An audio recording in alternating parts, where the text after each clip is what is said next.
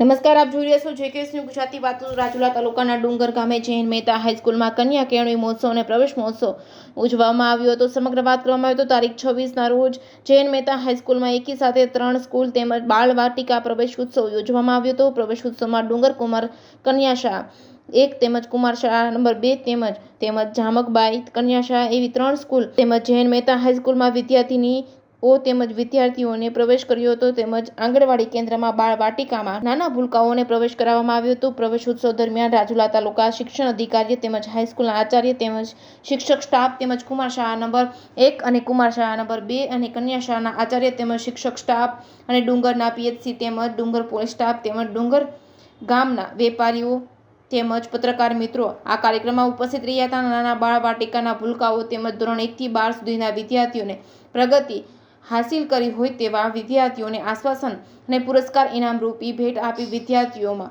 ભણવાની રુચિ વધે તેવા ધ્યેયથી બાળકોને પ્રોત્સાહિત કરી કન્યા કેળવણી મહોત્સવ અને પ્રવેશ ઉત્સવ ઉજવાયો હતો। પ્રવેશ ઉત્સવ દરમિયાન ડુંગર પોલીસ સ્ટેશન દ્વારા પણ સમાજમાં તેમજ વિદ્યાર્થીઓમાં જાગૃતિ ફેલાય તેવા હેતુથી પત્રિકા વિતરણ કરવામાં આવ્યું હતું। જેકેએસ ન્યૂઝ ગુજરાતી સાથે રફીક મેમણ, ડુંગર।